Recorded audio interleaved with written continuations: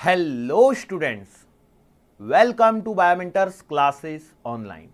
Today we are going to discuss the next topic in our chapter nuclei और आज का जो topic of discussion है वो है एवरेज लाइफ या मीन लाइफ एंड उसके बाद में हम लोग एक्टिविटी के बारे में चर्चा करेंगे और उसके आगे हम लोग कुछ न्यूमेरिकल्स को डिस्कस करेंगे और ये आज के लेक्चर का इतना सा ही पार्ट रहने वाला है। तो देखो क्या है, हम लोग थोड़ा थोड़ा करते हुए लेक्चर्स में आगे बढ़ रहे हैं और वैसे भी देखा जाए तो क्या बोलते हैं ये आसान वाला ही एक चैप्टर है और हम लोग इसे काफ़ी डिटेल में, मतलब देखो काफ़ी स्लो स्पीड में हमारा लेक्चर चल रहा है, लेक्चर नंबर 5 और हम लोग यहीं पे पहुंचे हैं। यदि मैं चाहता तो ये दूसरे या तीसरे लेक्चर में ही यहाँ पर पहुंच सकते थे।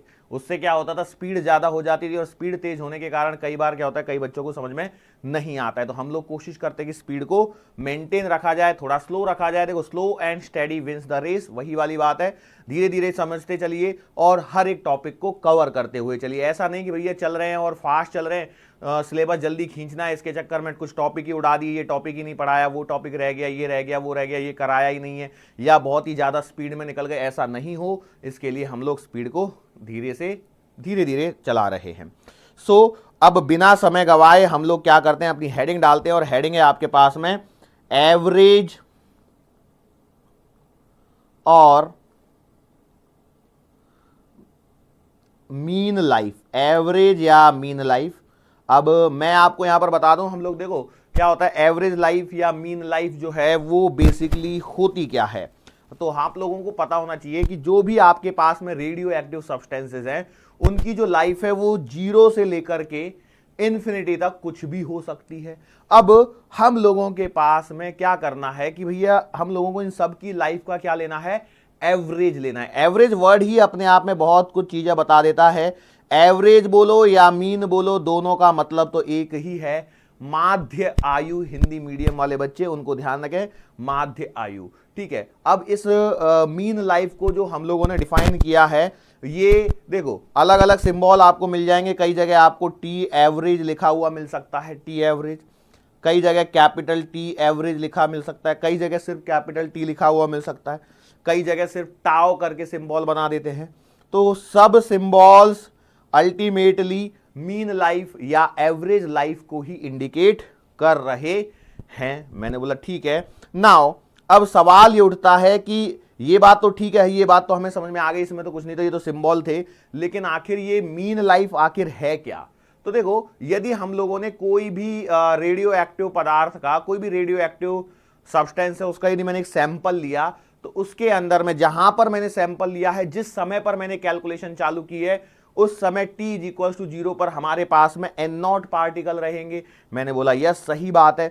अब यहां पर हर एक की जो लाइफ है, मतलब क्या होगा, यदि n0 से आपने चालू किया तो t हाफ के बाद में, मतलब एक हाफ लाइफ गुजर जाने के पश्चात उसमें जो नंबर ऑफ पार्टिकल्स रहेंगे, सब्सटेंसेस रहेंगे, वो कितने रहेंगे, n0/2 हो जाएंगे, आधे रह जाएंगे। तो इसमें से क्या हुआ कि कुछ क्या हो गए, डिसइंटीग्रेट हो गए। क्या हो गए, डिसइंटीग्रेट हो गए। तो एक बात बताओ, क्या सारे की सारे एक ही समय में डिसइंटीग्रेट हुए क्या? तो सारे की सारे एक ही समय में डिसइंटीग्रेट नहीं हुए, वो धीरे धीरे डिसइंटीग्रेट होते जा रहे हैं। और एक हाफ लाइफ, मतलब मान चलो यदि किसी सब्सटेंस के लिए हाफ लाइफ है 10 मिनट या किसी सब्सटेंस के लिए हाफ लाइफ है 1 साल, तो वो 1 साल में आधा रह रहा है। ये बात समझ में आ रही है कि नहीं आ रही? 1 साल में आधा रह रहा है, तो इसका मतलब ये है कि उस 1 साल के बीच में कहीं ना कुछ टाइम तो रहा होगा कि जब कुछ एटम्स या कुछ एलिमेंट, कुछ एटम्स ही मैं बोलना चाहूंगा, कुछ एटम्स पूरी तरह से डिसइंटीग्रेट हो चुके होंगे। मैंने बोला यस, रहा होगा, क्यों नहीं रहा होगा। तो ऐसे ही हम लोगों के पास में एक टर्मिनोलॉजी हम लोगों ने डिफाइन की है जिसे बोला गया है मीन लाइफ। और ये जो मीन लाइफ है इसे डिफाइन किया जाता है, it is defined as a ratio of sum of the lifetimes of all atoms to the total number of atoms। इसको ध्यान रखना। अब ये फॉर्मूला अपनी बुकलेट में अवेलेबल नहीं है, इस फॉर्मूले को आप बुकलेट के अंदर में जहां पर भी आप नोट्स बना रहे हैं वहां पर लिखते चलिए। क्या है, sum of the life times of all atoms to the total number of atoms को हम लोग क्या बोलते हैं, मीन लाइफ या एवरेज लाइफ बोलते हैं। ये बात समझ में आ रही है? एकदम आसान है। अब सवाल ये उठता है कि भैया यदि मैं ऐसा बोलता हूं कि मैंने बोला कि let say at t is equals to 0 number of atoms को मैंने कंसीडर कर लिया है एन नॉट। क्या कंसीडर कर लिया है? एन नॉट यदि मैंने कंसीडर कर लिया है तो सवाल ये उठता है कि इसको कैसे निकालेंगे। तो मैंने बोला एक काम करते हैं हम लोग कि एक काम करता हूं, रुको आपको स्ट्रेट फॉरवर्ड फॉर्मूला बताता हूं जिससे आप लोगों को समझ में आएगा। अब कई लोगों को ऐसा लगेगा कि सर जी ये वाला फॉर्मूला तो आपने कहीं बुकलेट में तो दिया नहीं, लेकिन यहां पर आप बता रहे हैं। मैं बोला देखो क्या है ना, हमें समझना जरूरी है, तो समझने के लिए मैं बता देता हूं। देखो यहां पर लिखा है sum of the life times of all the atoms, तो मैंने 0 से इन्फिनिटी का समय लिया है dn of t whole divided by N naught. अब देखो जरा ध्यान से देखो, अब आप लोगों के साथ में परेशानी ये हो रही होगी सर बुकलेट में तो कुछ अजीब सा फॉर्मूला दिख रहा है, तो उस फॉर्मूले को भी मेरे पास में पेज रखा हुआ है, मैं चाहूं तो 2 मिनट में आपको बता सकता हूं कि एग्जैक्टली क्या परेशानी हो रही है। 1 सेकंड रुको, मैं आपको बता ही देता हूं, नहीं तो क्या है ना बाद में परेशानी नहीं हो।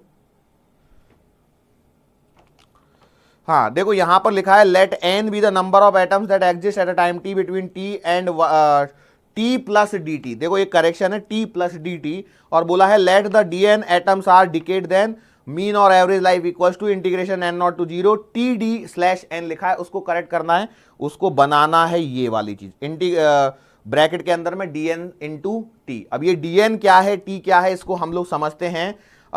देखो बेसिकली यहां पर ऐसा हो रहा है कि भैया ये जो डीएन है ये वो पार्टिकल्स हैं जिनकी लाइफ जो है वो टी है। ध्यान से सुनिए, डीएन क्या है? DN are those particle whose life is t, that's why the statement is written let dN atoms are decayed. DN atoms क्या हो गए? डिके हो गए इन टाइम टी। इसके लिए क्या बोला है मैंने? डीएन वो एटम्स है, वो नंबर ऑफ एटम्स है जो टी टाइम में क्या हो गए? डिके हो गए हैं, या जिनकी उम्र टी है, जिनकी उम्र टी है।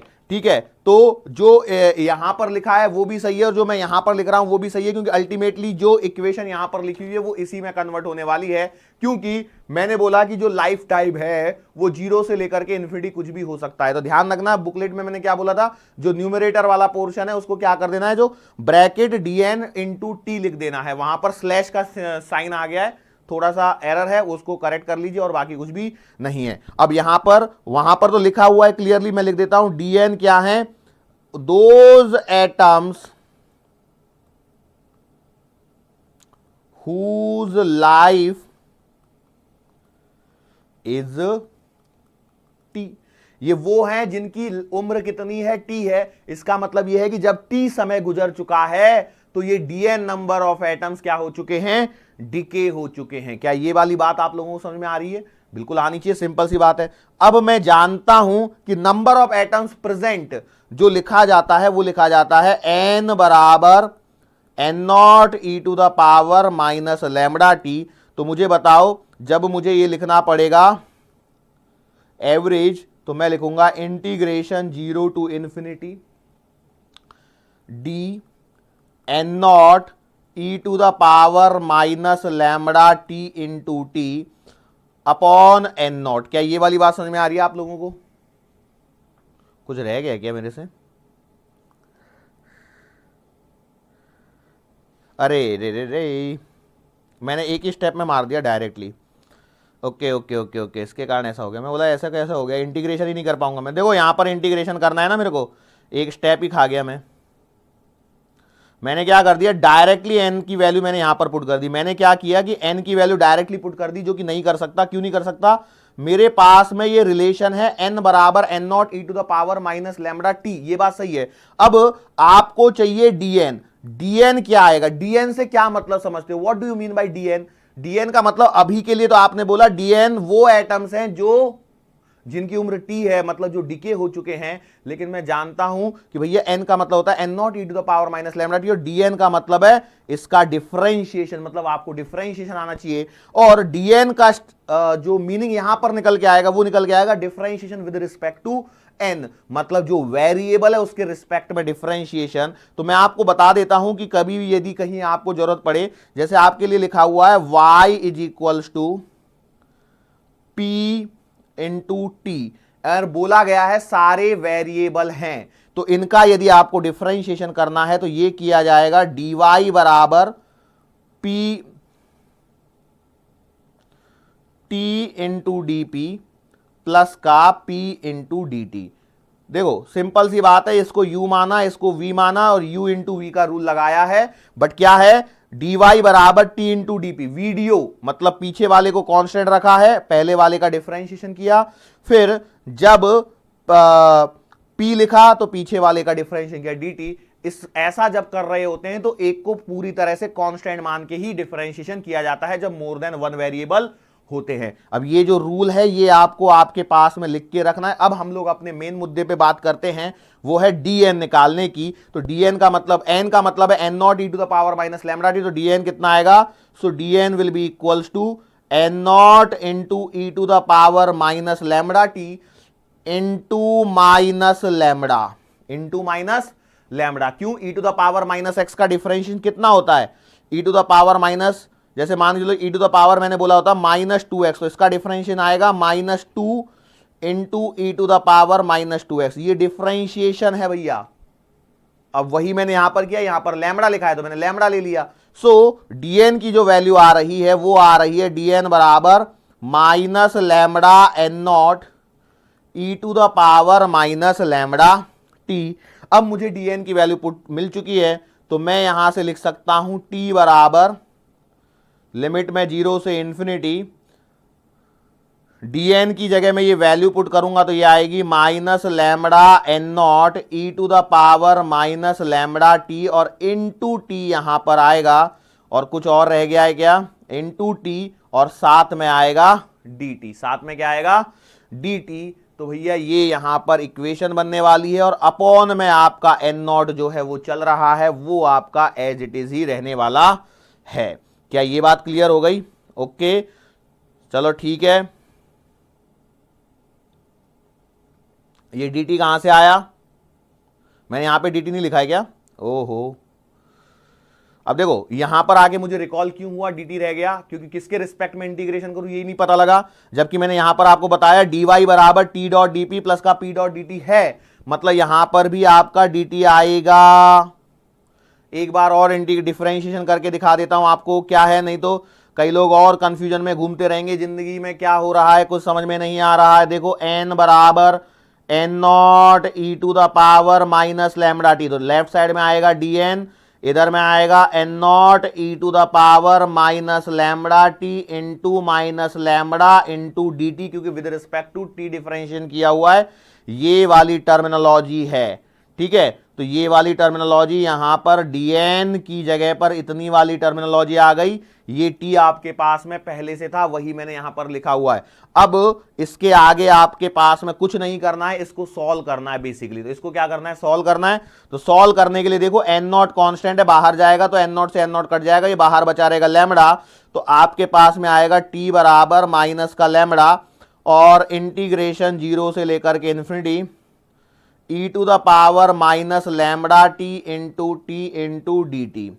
अब देखो ये है आपके पास में u इंटू वी का इंटीग्रेशन, ये है आपके पास में u इंटू वी का इंटीग्रेशन, जिसमें लिमिट लग रही है 0 से लेकर के इन्फिनिटी की। अब मैं आपको बता दूं, अब ये वाला इंटीग्रेशन आप सॉल्व नहीं कर पाएंगे, ये वाला इंटीग्रेशन आप सॉल्व नहीं कर पाएंगे, और इसके लिए आपको करना क्या है, देखो कॉम्पिटिटिव एग्जाम में आपको हमेशा ध्यान रखना है, आपको डायरेक्ट रिजल्ट पे फोकस करना है। सो जो टी एवरेज का रिजल्ट आएगा वो आएगा 1 लैम्डा, सॉल्व होके ये 1 लैम्डा आने वाला है, ये शॉर्ट है। So T average equals to 1 lambda. Lambda क्या होता है, लैम्डा होता है आपका डीके कांस्टेंट। सो ये यहां पर इसकी वैल्यू आ गई। अब हम लोग इसको है ना टाइम हाफ लाइफ से रिलेट करते हैं, ये स्टैंडर्ड रिजल्ट है भैया, देखो ये आपको याद रखना है। अब कई लोग सोच रहे होंगे कि भैया हम इसका इंटीग्रेशन सॉल्व करेंगे, so don't waste your time, because u into v का इंटीग्रेशन आपको फिजिक्स में कहीं काम नहीं आने वाला है, और ये डेरिवेशन में है, तो इसके लिए हम लोगों को इसका सीधा रिजल्ट याद रखना है। सीधा इसके बाद में, ये स्टेप के बाद में सीधा यही स्टेप लाना है, t average is equal to 1 lambda. नहीं तो कई लोगों के मन में चल रहा होगा सर ने इंटीग्रेशन तो सॉल्व ही नहीं करवाया, इसका आंसर कैसे आया। भैया यहां पर दिमाग नहीं लगाना है। क्या आपका मैथ्स है क्या सब्जेक्ट, नहीं, we are preparing for medical entrance exam, and if we are preparing for medical entrance exam तो बहुत सारी मैथ्स की कुछ चीजें ऐसी आएंगी जिनको हम लोगों को डायरेक्ट ध्यान रखना पड़ेगा, और वो कहां पर, जहां पर स्टैंडर्ड रिजल्ट है। अब भैया ये स्टैंडर्ड रिजल्ट है, ये कभी नहीं बदल सकता, ये कभी नहीं बदलेगा, इसलिए मैं इसे याद रख सकता हूं, इस बात को ध्यान रखेंगे। आगे बढ़ता हूं मैं, तो अब मैं जानता हूं हाफ लाइफ का फॉर्मूला क्या होता है भैया। हाफ लाइफ का फॉर्मूला होता है ln2 डिवाइडेड बाय लैम्बडा। सही बात है क्या, मैंने सही लिखा है क्या? टी हाफ का फॉर्मूला होता है ln2 divide by lambda, so it implies t half divided by ln2 can be return as 1 by lambda. मैंने बोला बिल्कुल सही बात है। ओके, तो यहां से जरा देखिए, क्या मैं इसको ऐसे लिख सकता हूं, लैम्बडा बराबर ln2 divided by T half? बिल्कुल लिख सकता हूं। अब यहां से उस वाले फॉर्मूले पे चलिए जो एवरेज लाइफ का आया है, तो देखते हैं तो क्या हो जाएगा। टी एवरेज बराबर, यही लिख लेता हूं, टी एवरेज बराबर 1 बाई लैम्बडा, मतलब आएगा ln2 divided by T half. सही है क्या? बिल्कुल सही है। ln2 की वैल्यू पुट कर लीजिए तो कितनी आएगी, 0.693, और 1 बाई 6.93 को सॉल्व कर लीजिए तो आपको मिलेगा टी एवरेज बराबर 1 बाई 0.693। ये रिजल्ट फिर से याद रखना है, ये आएगा 1 by 1.44 into T half. This is the relation between the mean life and half life. Mean life and half life, जो मीन लाइफ होती है या जो एवरेज लाइफ होती है वो हाफ लाइफ के 1.44 टाइम्स ज्यादा होती है। स्टैंडर्ड रिजल्ट है, याद रखना है। प्रूफ हम लोग कर चुके हैं, बीच वाला इंटीग्रेशन वाला पार्ट बस हम लोगों ने नहीं देखा है, बाकी कोई डरने की जरूरत नहीं है। सो आप देखिए आपके बुकलेट में टी एवरेज बराबर टाउ बराबर 1 बाई लैम्बडा, फिर टी हाफ की वैल्यू पुट करिए और सीधा लिखा है टाउ बराबर 1.44 इंटू टी हाफ। तो वही रिजल्ट है, ये कुछ नया रिजल्ट नहीं है। क्या ये बात समझ में आ रही है? और अब कई लोगों को यहां पर जो परेशानी हुई होगी वो लिखे होगा, देखो वो परेशानी ये है, इसको मैं यहीं पे खत्म कर देता हूं। इंटीग्रेशन n0 से 0, और ये आएगा, मैंने क्या बोला, dn इंटू टी, और डिवाइडेड बाय n0 से 0, और ये dn। ठीक है, सो इसका जो मीनिंग है, अब ये डायरेक्ट फॉर्मूला है भैया, इसमें मैं कुछ नहीं कर सकता। नाउ इसको जब सॉल्व करेंगे तो ये सॉल्व करके वापस से अपने इसी वाले फॉर्मेट में चला जाएगा, और इसमें थोड़ा सा आगे चल के आप देखोगे तो टाउ बराबर टी एवरेज, नीचे से दूसरी लाइन में यहां पर एक लास्ट में स्लैश लग गया है, वो गलती वाला स्लैश है, मिस्टेक, टाइपिंग एरर वाला, और कुछ भी नहीं है। साथ में ही अब देखो जितना मिस्टेक मुझे दिख सकता है उसको मैं यहीं पर हैंड टू हैंड क्रिएट नहीं, क्या बोलते हैं, हटाते हुए चल रहा हूं। Since we have form the booklet this very first time, so there might be some printing mistake, हो सकता है कोई टाइपिंग एरर हो। प्रिंटिंग मिस्टेक तो नहीं बोल सकते, टाइपिंग एरर बोलेंगे, क्योंकि इसमें प्रिंट तो हुआ ही नहीं है अभी तक, सिर्फ टाइप हुआ है। सो इन गलतियों को हम लोग धीरे धीरे सुधारने की कोशिश करेंगे। अब इसके बाद में एवरेज और मीन लाइफ के बाद में जो अगला टॉपिक है आपके पास में वो है एक्टिविटी वाला। कौन सा टॉपिक है? एक्टिविटी वाला। तो इसके लिए आप लोग हेडिंग डाल लीजिए एक्टिविटी। अब कई लोग बोलेंगे एक्टिविटी क्या है? एक्टिविटी बहुत ही आसान सा वर्ड है, it is defined as the rate of decay of radio active substance. Activity का मतलब क्या है? एक्टिविटी का मतलब है rate of decay of radio active substance. Radio active substance is called as activity. इसे क्या बोला जाता है? एक्टिविटी बोला जाता है, या कैपिटल ए से डिनोट किया जाता है। कई बार आपको कैपिटल आर से भी डिनोट किया हुआ मिल सकता है, तो वो घबराने वाली बात नहीं है, उन्होंने उसको रिएक्टिविटी मान के आर लिख लिया है तो कोई दिक्कत नहीं है। रिएक्टिविटी नहीं, सॉरी, रेडियो एक्टिविटी मान लिया है, so capital R symbol use कर लिया है। कई बुक्स में आपको ए मिलेगा, कई बुक्स में कैपिटल आर मिलेगा, तो उससे डरने वाली बात है क्या? कोई डरने वाली बात नहीं है। सो अब ध्यान से देखिए मैंने क्या बोला है, डेफिनेशन को मैंने बोला है रेट ऑफ डिके। अब rate of decay of radio active substance मतलब A will be equals to dn by dt। क्या आएगा? dn by dt। अगेन फिर से कहानी शुरू हो जाएगी। It implies a will be equals to d of N naught E to the power minus lambda T upon d t आएगा। मैंने बोला बिल्कुल सही बात है। जरा इसको सॉल्व करते हैं, थोड़ा सा हल्का सा यदि आप सॉल्व करोगे तो भैया देखो फिर से वही डिफरेंशिएशन वाली कहानी है। n बराबर आपने लिख दिया N naught E to the power minus lambda t, तो ये आएगा dn बराबर, करिए differentiation, N naught as it is e to the power minus lambda t into minus lambda और dt। ये समझ में आया? अब यहां पर हम लोगों को जो एक्टिविटी निकल के आ रही है वो नेगेटिव निकलते हुए आएगी। यदि मैं ऐसे सॉल्व करूंगा तो हम लोग क्या कर देते हैं, यहां पर लगा देते हैं एक मॉड का साइन। क्या लगा देते हैं? मॉड का sign. Rate of decay of radioactive substance is called as activity, और इसको हम लोग मॉड में ले लेते हैं जिससे माइनस का प्रॉब्लम खत्म हो जाएगा। तो बोलो, activity will be return as mod of dn की वैल्यू रखिए, आएगा कितना? Minus lambda N naught E to the power minus lambda t d t और डिवाइडेड बाई डी टी। सही है क्या? बिल्कुल सही है। देखो डी टी से d t cancel, minus mod के बाहर आएगा तो खत्म हो जाएगा, ये बचेगा lambda N naught E to the power minus lambda t. अब एक बात बताइए यार, ये इक्वेशन तो मेरी जानी पहचानी सी इक्वेशन है, कौन सी? कैपिटल एन वाली, मतलब a बराबर आएगा into N. Formula for n मेरे पास में आ रहा है। अब फिर से हम लोग इस फॉर्मूले की मदद से हम लोग जाएंगे वहां पर, कहां पर? जैसे n is equals to N naught E to the power minus lambda t निकाला है, वैसे ही हम लोग एक्टिविटी के लिए भी क्या करेंगे? फॉर्मूला डिवाइड करेंगे। तो मैंने बोला कैसे करेंगे, तो मैंने फिर से मान लिया, लेट से एक्टिविटी एट टी बराबर 0 इज ए नॉट। मैंने कितनी मान ली? ए नॉट। तो इसका मतलब क्या आएगा? ए नॉट बराबर आएगा लैम्बडा इंटू एन नॉट, क्योंकि N naught t equal to 0 पर नंबर ऑफ पार्टिकल्स हैं। बिल्कुल सेम टू सेम चला रहा हूं, कुछ भी नया नहीं है। तो अब एक बात बताओ, अब देखो आपके पास में ए का फॉर्मूला है और ये आपका इसका ए नॉट का फॉर्मूला है। मैंने बोला लेट से एक्टिविटी एट टी बराबर टी कितनी आएगी, इसे ए मान लिया तो ये आएगा ए बराबर लैम्बडा इंटू एन। आई बोला बिल्कुल सही है। डिवाइड कर देता हूं, ए नॉट बराबर lambda lambda cancel, N not by N, so it implies A will be equals to, A इधर आएगा, ये इधर आएगा, ये इधर गया, मैंने बोला ठीक है, ये इधर जाएगा, तो N divided by N not into A naught. क्या मैंने सही लिखा है? बिल्कुल सही लिखा है। अब n की जगह वापस से उस वैल्यू को पुट कर दीजिए जो आप जानते हैं, तो क्या हो जाएगा? a, एक काम करता हूं अगले इस पे जाना पड़ेगा, a बराबर आएगा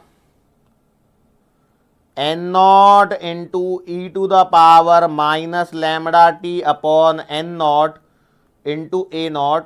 सो यहां से आपके पास में एक्टिविटी का जो फॉर्मूला या रिलेशन निकल के आएगा वो आएगा A not into E to the power minus lambda T. मतलब सवाल सॉल्व करने का तरीका बिल्कुल वही रहेगा जो हम लोगों ने पहले किया है। किसके लिए तरीका बोल रहा हूं, सवाल नहीं सॉल्व किया। बोलेंगे सर क्वेश्चन तो बोल रहे हैं सॉल्व किया, नहीं करेंगे हम लोग आज के ही लेक्चर में, इसी लेक्चर में कॉल करने वाले हैं। क्लियर है? मैंने बोला ठीक है। अब यहां से आगे जो छोटा सा पॉइंट है वो है यूनिट्स ऑफ एक्टिविटी। अब देखो ये फिर से आपको याद करने वाला पॉइंट है, इसमें मैं कुछ भी नहीं कर सकता। फटाफट बोलो यूनिट्स ऑफ एक्टिविटी क्या क्या होती हैं, किसी को मालूम है क्या?